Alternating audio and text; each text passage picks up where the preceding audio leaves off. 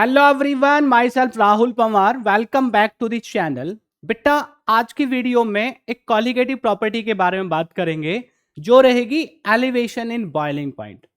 Elevation in boiling point क्या होता है, इसका mathematical expression, elevation in boiling point with the help of graph समझेंगे, इसके ऊपर न्यूमेरिकल करेंगे, कुछ क्वेश्चंस आपको प्रैक्टिस के लिए दिए जाएंगे। तो ये पूरी वीडियो देखने से आपको एलिवेशन इन बॉइलिंग पॉइंट पूरा का पूरा समझ में आ जाएगा।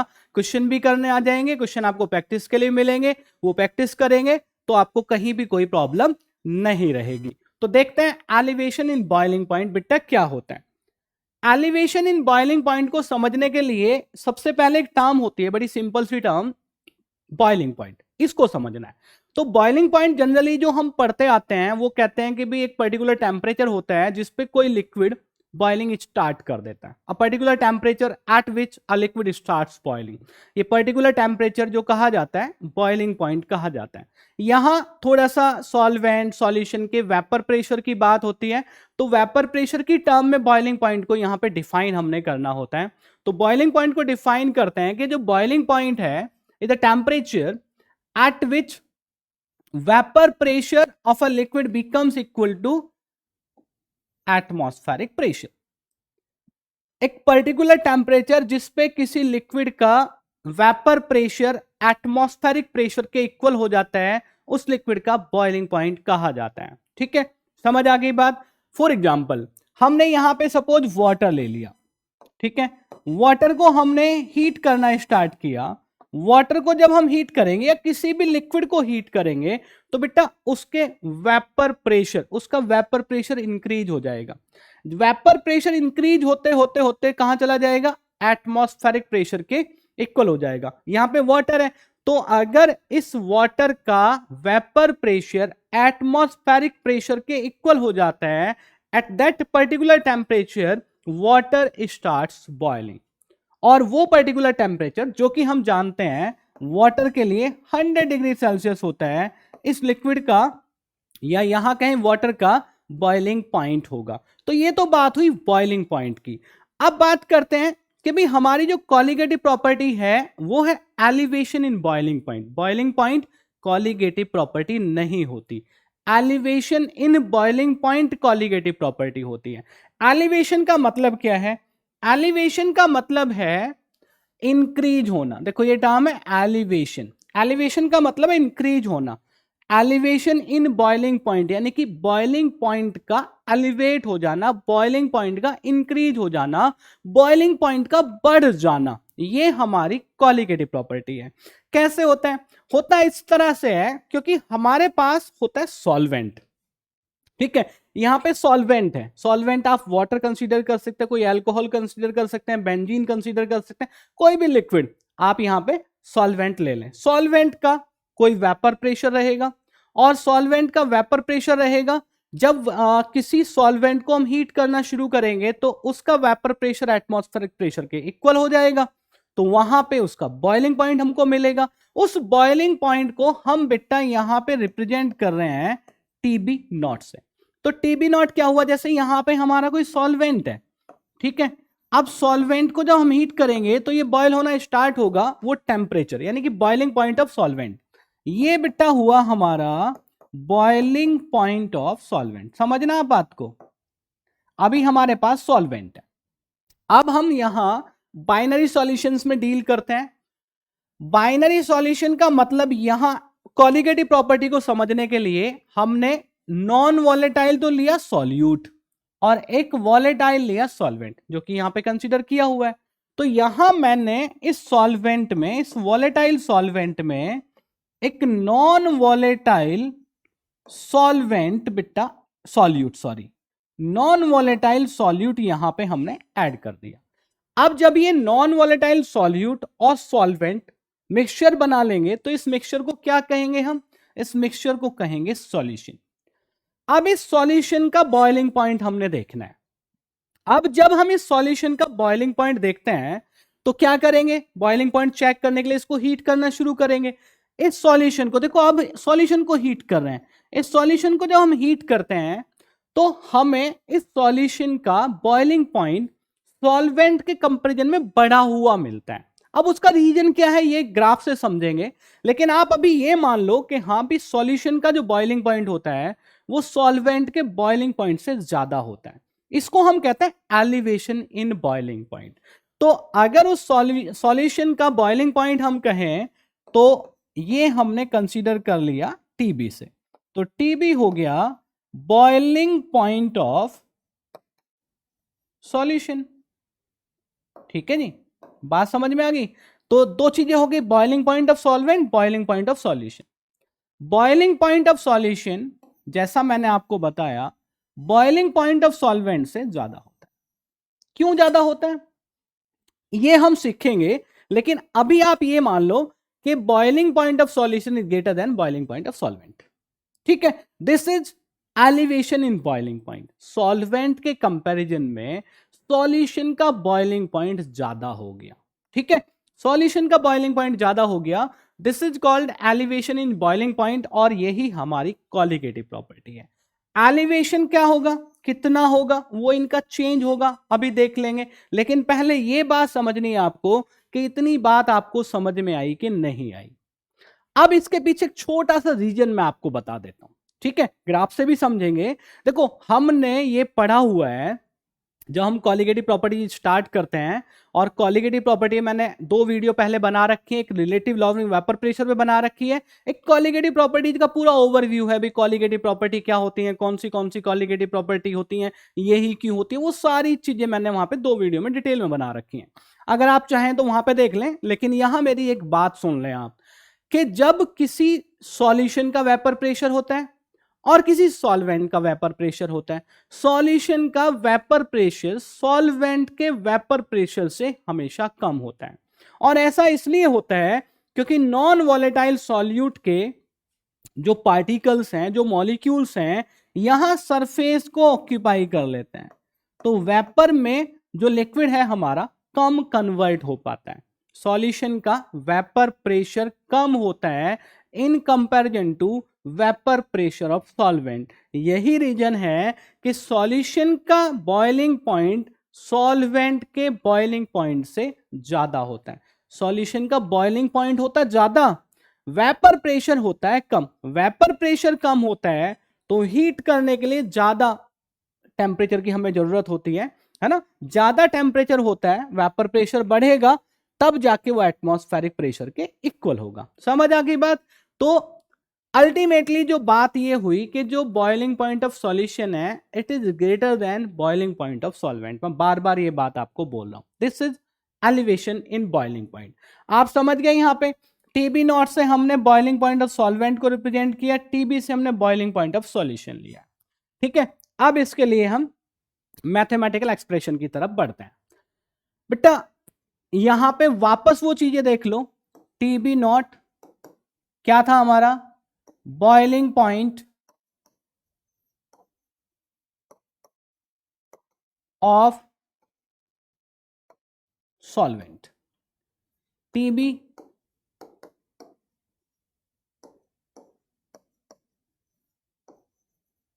Boiling point of solution.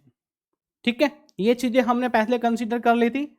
अब यहां पे ग्राफ देख लो। ग्राफ जो है हमारा वो वेपर प्रेशर और टेम्परेचर के बीच है। ठीक है, हमारे पास दो चीजें, ध्यान से सुनो, हमारे पास दो चीजें हैं, एक है सॉल्वेंट, दूसरा है सॉल्यूशन। अब किसी भी टेम्परेचर पे किसी भी लिक्विड का कोई ना कोई वेपर प्रेशर तो होता है।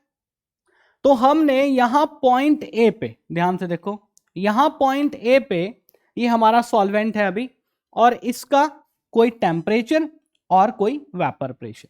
अब हम क्या करते हैं, इसका टेम्परेचर बढ़ाना शुरू करते हैं। सिंपली हम इसको हीट करेंगे, टेम्परेचर बढ़ेगा। तो यहां पे ये लाइन आप देखोगे अगर ध्यान से, तो ये एटमॉस्फेरिक प्रेशर की लाइन।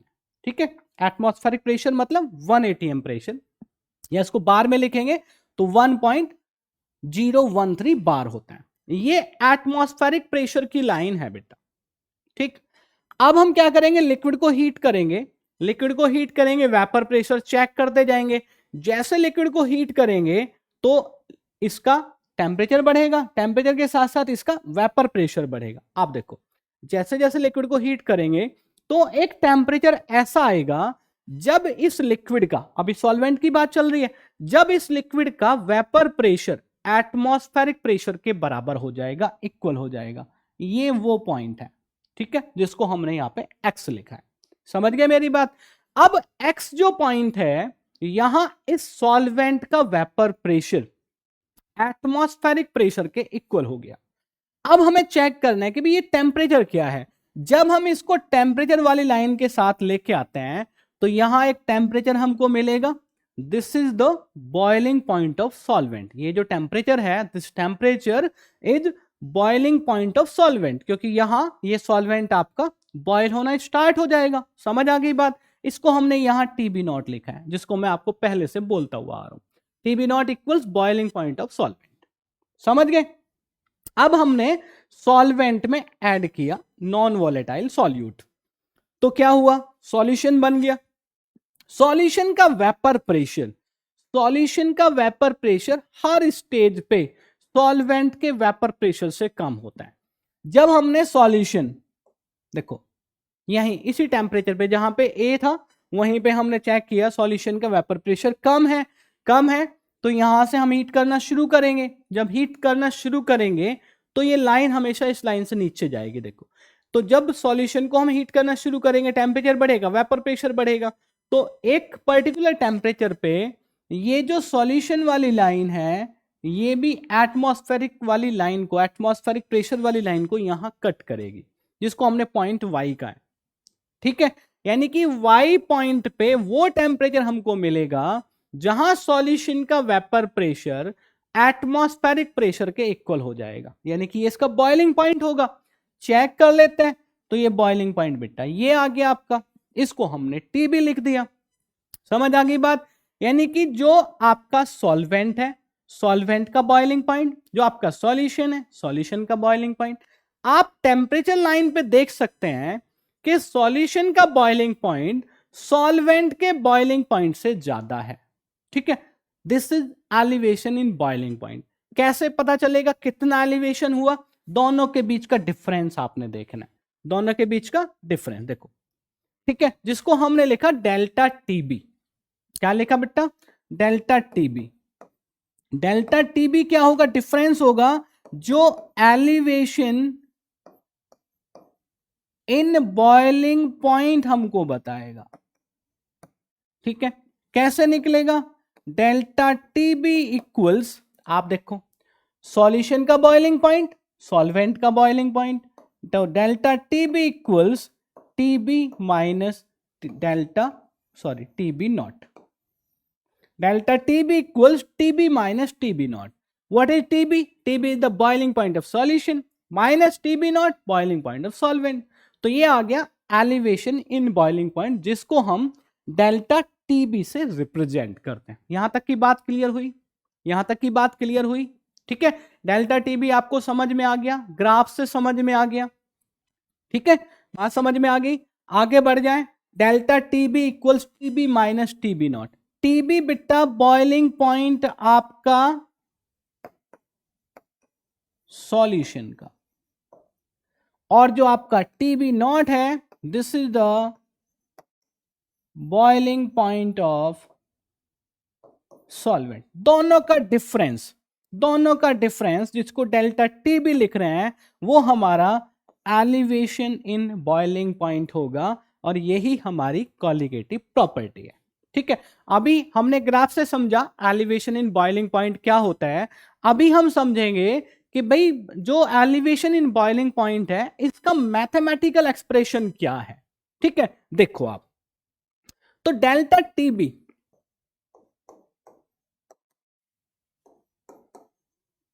कैसे निकल रहा है? एलिवेशन इन बॉइलिंग पॉइंट, यही हमारी कॉलिगेटिव प्रॉपर्टी है, यही हमारी कॉलिगेटिव प्रॉपर्टी। अब डेल्टा टीबी बेटा क्या है? देखो डेल्टा टीबी, ये तो हमारी बात होगी boiling point of solution minus boiling point of solvent. लेकिन डेल्टा टीबी जब एक्सपेरिमेंटली हमने चेक किया तो ये देखा जाता है कि delta T B is directly proportional to M, small M, और एम क्या है यहां पे? मोलैलिटी। तो delta T B is directly proportional to molality of this solution. Solution की मोलैलिटी क्या है, ठीक है, उस पर डिपेंड करती है। ये एक्सपेरिमेंटली हमने चेक किया, इसको आप समझ भी सकते हैं, वैसे हम ज्यादा डिटेल में नहीं जाएंगे।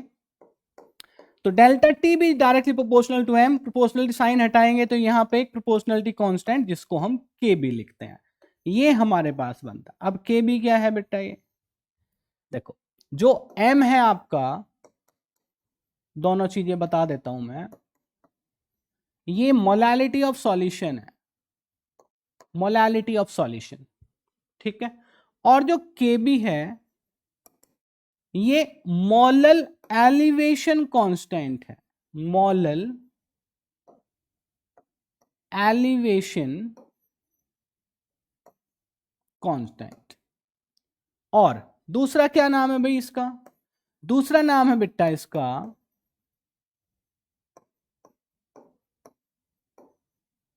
एब्लुओस्कोपिक कांस्टेंट, एब्लुओस्कोपिक कांस्टेंट, ठीक है। ये दोनों नाम आपको पता होने चाहिए, मोलल एलिवेशन कांस्टेंट, एब्लुओस्कोपिक कांस्टेंट, ये केबी है, ठीक है, ये केबी। अब क्या रह गया? अब इसको थोड़ा सा एक्सप्रेस करना आपने, जो एम है, एम क्या होता है भाई? Molality of solution. Molality of solution का मतलब है number of moles of solute divided by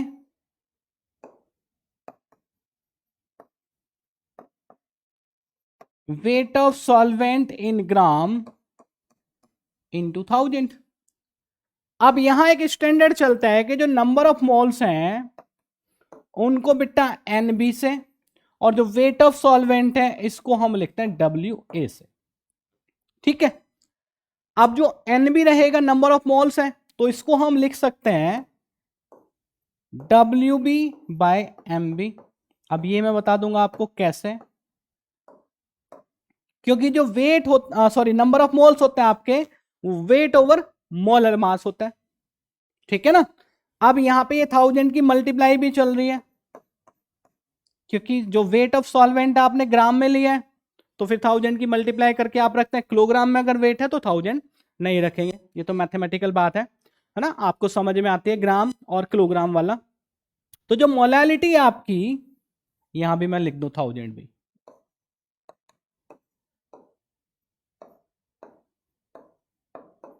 इस तरह से, ठीक है। अब ये ए और बी वाला चक्कर समझ में आ गया। ए हम जनरली सॉल्वेंट को बोलते हैं, बी हम किसको बोलते हैं? सॉल्यूट को बोलते हैं। तो अगर एनबी की बात है, इसका मतलब है number of moles of solute है। यहां डब्ल्यू ए की बात है तो इसका मतलब है वेट ऑफ सॉल्वेंट है, ठीक है। ये सॉल्यूट बी और ए हमारा सॉल्वेंट, ठीक है। अब ये जो एम की वैल्यू है, जो एम हमने इस तरह से एक्सप्रेस किया है, इसको बस आप यहां पे रख दो, ठीक है। तो ये बेटा delta T B equals K B into ये W B into 1000 divided by M B into W A. ये आपका एलिवेशन इन बॉइलिंग पॉइंट का मैथमेटिकल एक्सप्रेशन आ गया, ठीक है। बात समझ में आ गई? सिंपल सी बात ये है कि delta T B is directly proportional to M होता है, ठीक है। ये एक्सपेरिमेंटली देखा जाता है, ये आप समझ भी सकते हैं कि कॉलिगेटिव प्रॉपर्टी क्या होती है उसके हिसाब से। Delta T B equals K B into M. के बी आपका एक कांस्टेंट है, प्रोपोर्शनलिटी कांस्टेंट, उसको मोलल एलिवेशन कांस्टेंट और इब्लोस्कोपिक कांस्टेंट कहते हैं, ठीक है। मोलैलिटी को आपको एक्सप्रेस करना है नंबर ऑफ मोल्स वेट की टर्म्स में, या वेट मोलर मास वेट की टर्म्स में, वो आपने यहां पे रख दिया। ये आपका फॉर्मूला हो गया जिसको हम एलिवेशन इन बॉइलिंग पॉइंट के लिए मैथमेटिकल एक्सप्रेशन कहते हैं। यहां पे बस टर्म्स आपको समझ में आनी चाहिए। तो ये एलिवेशन इन बॉइलिंग पॉइंट है। अब इस पे बेटा एक बहुत बढ़िया सा करते हैं न्यूमेरिकल।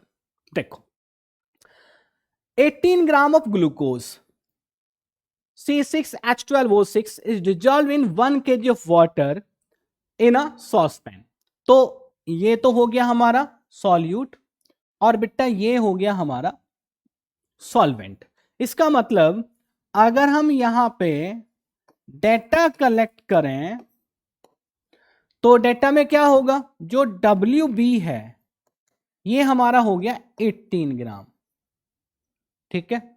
जो WA है वेट ऑफ सॉल्वेंट ये हो गया 1 kg, और 1 kg को हम ग्राम में अगर लिखें वो हमारे ऊपर है, हम ग्राम में यूज करें किलोग्राम में यूज करें, दोनों हमको आने चाहिए।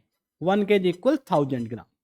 इसके आगे क्या है, at what temperature will the water boil at 1.013 bar, ये 1 atm यानी कि ये स्टैंडर्ड प्रेशर है आपका, एटमॉस्फेरिक प्रेशर, और केबी की वैल्यू आपको 0.52 kelvin kilogram mole inverse given है, ठीक है।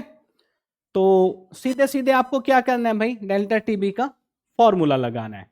अब डेल्टा टीबी का जब आप फॉर्मूला लिखोगे तो ये आता है डेल्टा टीबी इक्वल्स केबी into WB into 1000 divided bye MB into W। अब आपके पास देखो सारी चीजें हैं, KB भी है, WB है, W है, MB नहीं है। MB का मतलब है मोलर मास ऑफ सॉल्यूट, और सॉल्यूट क्या है हमारा C6H12O6, इसका मोलर मास हमने बस निकालना है। तो यहां पे बेटा हो गया 12 6 72 प्लस 12 प्लस ये हो गया 16 6 96। तो ये अगर हम सम करेंगे तो ये हो गया 6282 180 ग्राम पर मोल, ये आ गया, ठीक है ना। इन तीनों क्वांटिटी को सम करके लेके आएंगे तो सारी चीजें हो गई हमारे पास। तो delta TB equals 0.52 into WB आ गया आपका 18 इंटू 1000 डिवाइडेड बाय MB कितना है बेटा 180, और WA आ गया आपका 1000। तो देखो ये 1000 से तो 1000 कैंसिल आउट हो गया, 18 से ये है ना, यहां पे आ गया 10, तो ये आ जाएगा आपका डेल्टा टीबी 0.052, ठीक है 0.052। अब फॉर्मूला क्या था आपके पास, delta TB equals TB minus TB not, और वाटर के लिए टीबी नॉट कितना होगा, निकालना क्या आपको, निकालना टीबी है, क्योंकि उसने कहा है at what temperature will the water boil at, यानी कि जिस वाटर के अंदर आपने 18 ग्राम ग्लूकोज डिजॉल्व किया है उस वाटर का बॉइलिंग पॉइंट क्या होगा, मतलब सॉल्यूशन का बॉइलिंग पॉइंट क्या होगा। तो डेल्टा टीबी आपसे टीबी आपसे पूछे, ये टीबी, तो टीबी अगर आप यहां पे निकालोगे तो ये आएगा TB equals delta TB plus TB naught. Answer यहां केल्विन में है, ये भी देख लेंगे, चलो कोई बात नहीं है, ठीक है बेटा। अब ये आप इसमें ऐड कर दोगे, किसमें 100 में, तो ये आ गया आपका 100 प्लस 0.052, ठीक है, ये आ गया डिग्री सेल्सियस में।